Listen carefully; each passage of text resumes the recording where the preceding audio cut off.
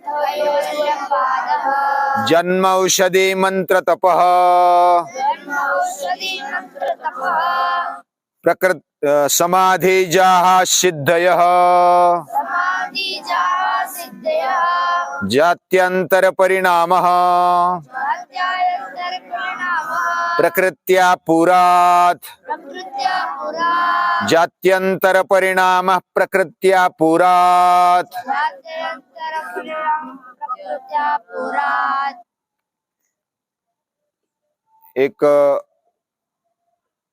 ज्यादा छोटा भी नहीं और ज्यादा बड़ा भी नहीं, ऐसा बच्चा एक बार बाहर निकला घर से, और घर से निकला तो धूप थी, यानी कि दोपहर हो गई थी, धूप थी।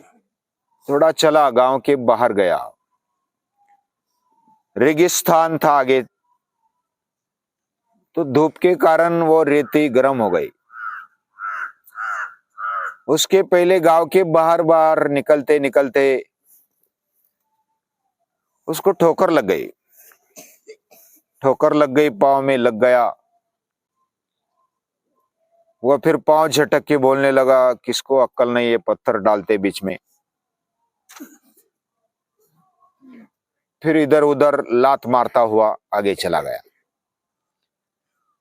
आगे चलने के बाद वो रेती गर्म हो गई थी, उसमें तपने लगे पाँव, पाँव तपने लगे, तो वो पाँव में कुछ नहीं था, चप्पल बूट कुछ नहीं था, तो उस गर्मी से उसको तकलीफ होने लगी। वो पाँव पटकने लगा जमीन पर, क्यों जमीन तपती है, उसको मारने लगा जमीन को पाँव से, और आगे गया और आगे गया। एक व्यक्ति ने देखा उसको, व्यक्ति यानी वह युवक ही था, उसने देखा वो पाँव पटक रहा था, उसको गर्मी लग रही थी। ये सामने वाले को मालूम पड़ा, उसने उसकी तरफ देखते हुए बोला कि ये पागल है, वो ऐसा हरकत करता है तो पागल ही कहेंगे ना। तो वो और चिढ़ने लगा, ये तू पागल है। तो दोनों में झगड़ा हो गया और आगे चला गया। तो वह ऐसे ही घूमता आगे आगे चला गया। आगे फिर हवा आने लगी जोर से, बादल आ गए थोड़े, हवा आने लगी, तूफान की शुरुआत हो गई।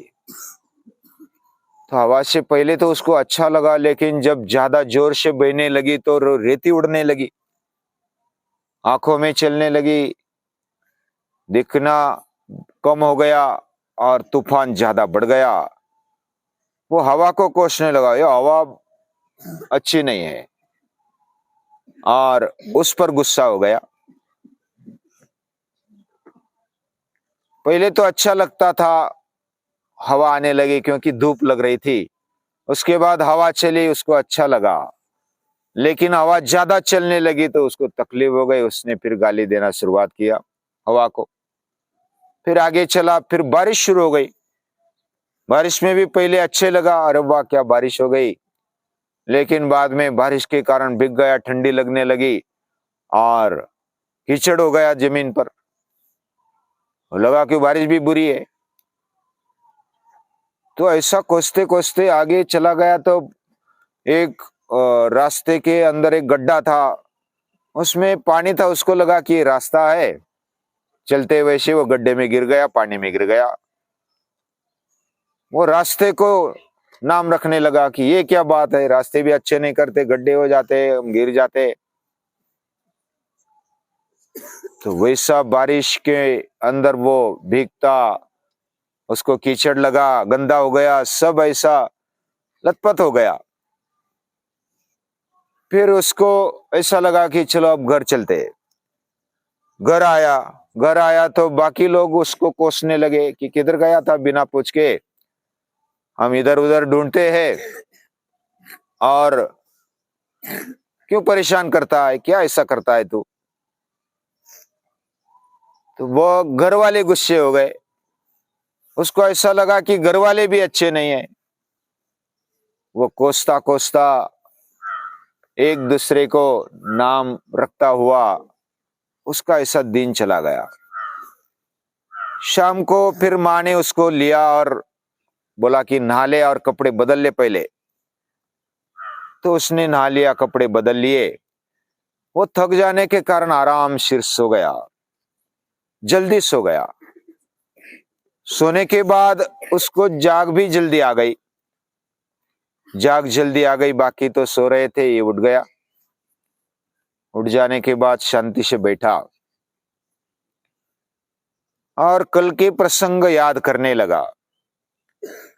उसने जो युवक मिला था अंदर, जो पागल बोला था, वो बोला कि तेरा परीक्षण कर ले, तू विचार कर कि ये जीवन क्या है, क्यों है, कैसे है, ये थोड़ा विचार कर ले।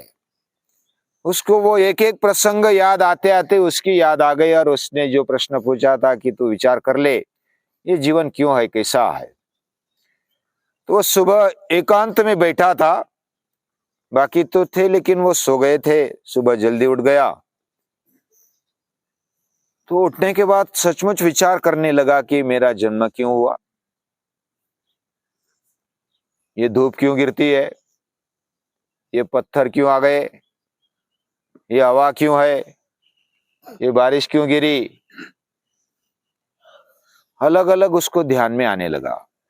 वो प्रश्न पूछने लगा अपने आप से। अभी किसको पूछे, वो सब सो गए थे, तो अपने आप विचार करने लगा। फिर बाकी भी लोग जीते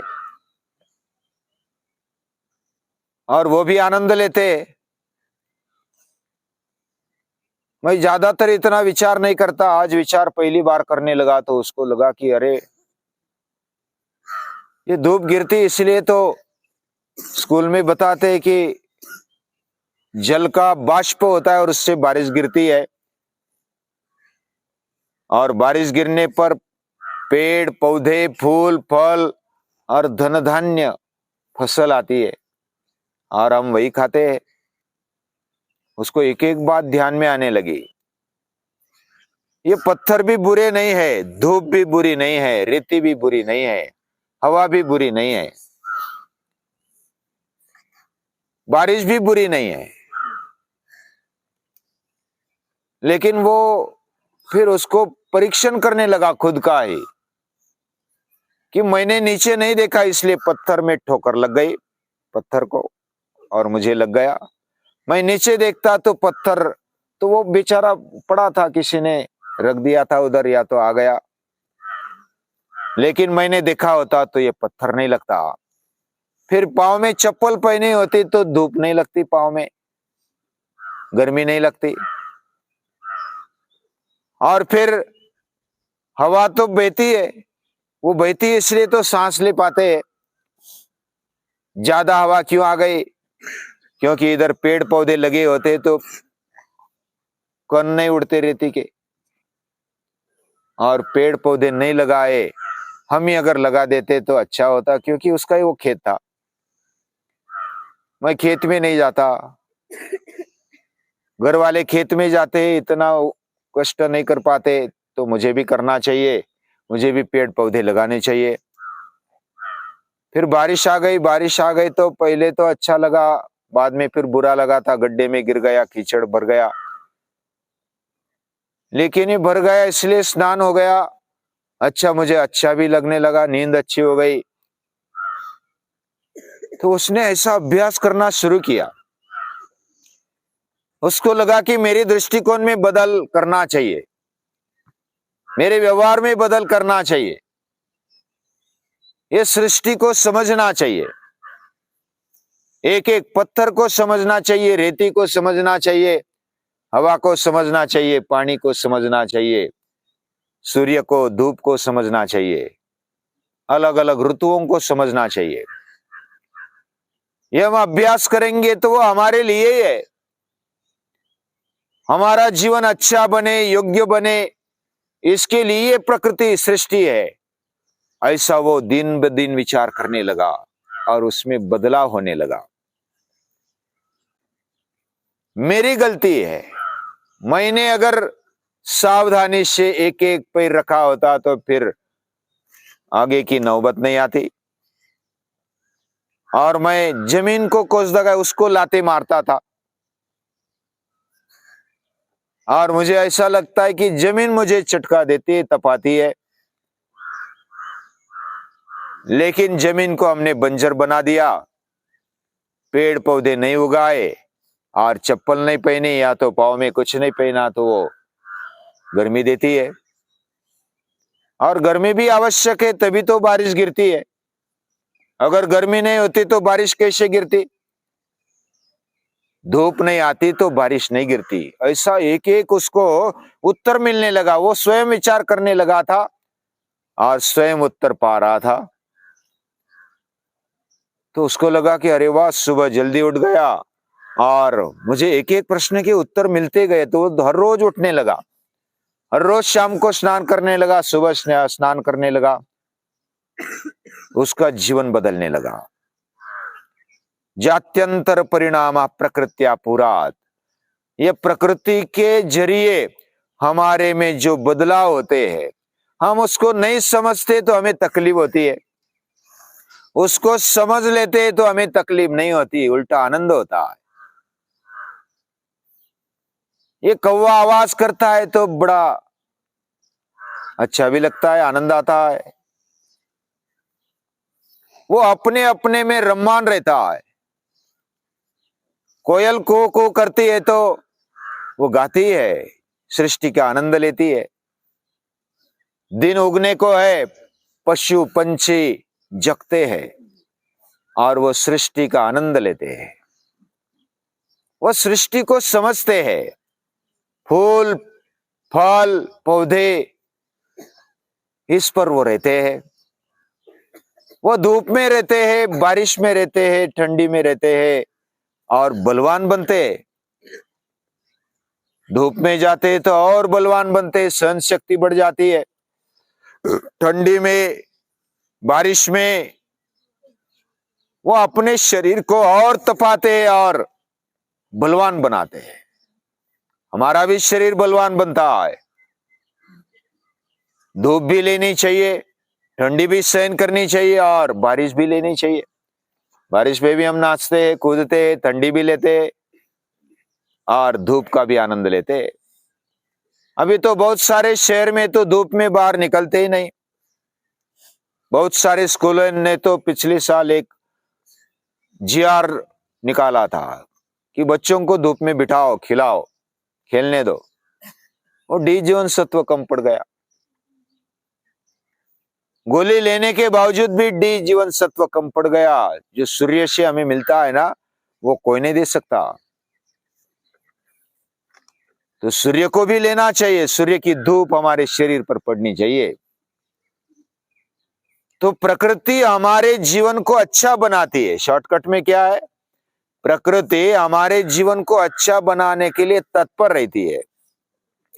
क्या हम उसको समझते हैं? और हमारे बाह्य जीवन में और अंतर्गत जीवन में भी परिणाम मिलते हैं, अच्छे परिणाम मिलते हैं। स्वराज कुछ पूछना चाहता है, फिर से बोलो। रममान मतलब यानी पंछी अपने जीवन में रममान होते हैं, ऐसा मैंने शब्द उपयोग किया था। और इसने पूछा कि रममान मतलब क्या है? हम जैसे खेलने में रममान होते हैं, रममान होते हैं मतलब हम उसमें इतने गड़ जाते हैं कि हम अपने आप को भूल जाते हैं। ऐसा खेल अगर अच्छा है तो उसमें हम रममान होते हैं। रममान का मतलब उसमें पूरा घुल-मिल जाना।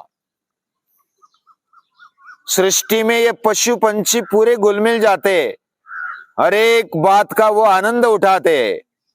सुबह का आनंद उठाते हैं, फूल फल का आनंद उठाते हैं, धूप का आनंद उठाते, बारिश का आनंद उठाते। बारिश में कैसे नहाते, बड़ा मजा लेते। धूप गिरती है तो धूल का भी आनंद उठाते, धूल में भी नहाते।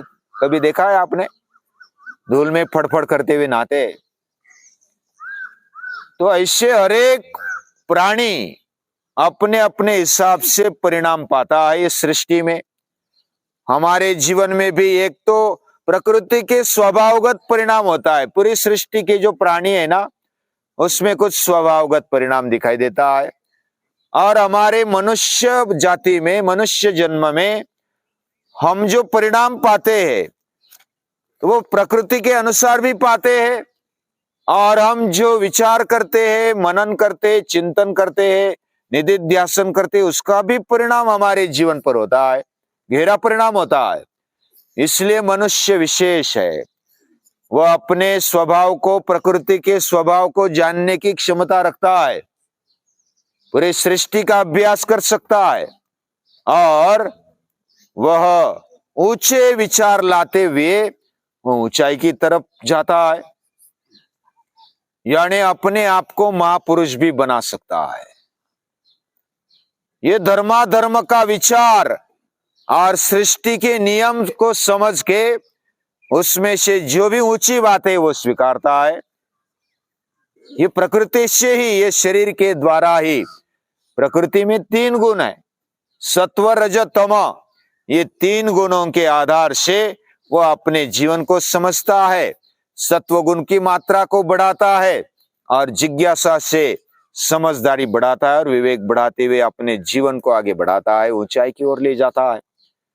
ऐसा जीवन ये प्रकृति देती है। अब ये कैवल्य पाद है। हम जिस हालत में रहते हैं, जिस सृष्टि में रहते हैं, उसका गौरव समझ के, उसका अभिमान रख करके हमें अपने जीवन को ऊंचाई की ओर ले जाने की क्षमता रखते हैं, तो उसको ले जाना है। ये महर्षि पतंजलि बताना चाहते हैं। सृष्टि ने सब कुछ रखा है, उसने नियम बनाए हैं, उस नियम को समझ के, व्यवस्था को समझ के हमें आगे बढ़ना है, और आगे बढ़ते हुए हमारे जीवन विकास को साधना है। ये शरीर हमारा साधन है, ये इंद्रिय हमारे साधन है, ये प्रकृति हमारे लिए मदद रूप है, और वो हमें आगे बढ़ाती है। सिर्फ थोड़ा सा विचार पूर्वक, समझदारी से, विवेकपूर्ण चलना है बस, बाकी तो निमित्त बनना है। ये निमित्त हमें बनना है, इसका भान रखते हुए हम अभ्यास करते रहेंगे और आगे बढ़ते रहेंगे। प्रकृति को और सत्पुरुषों को नमस्कार है, प्रणाम।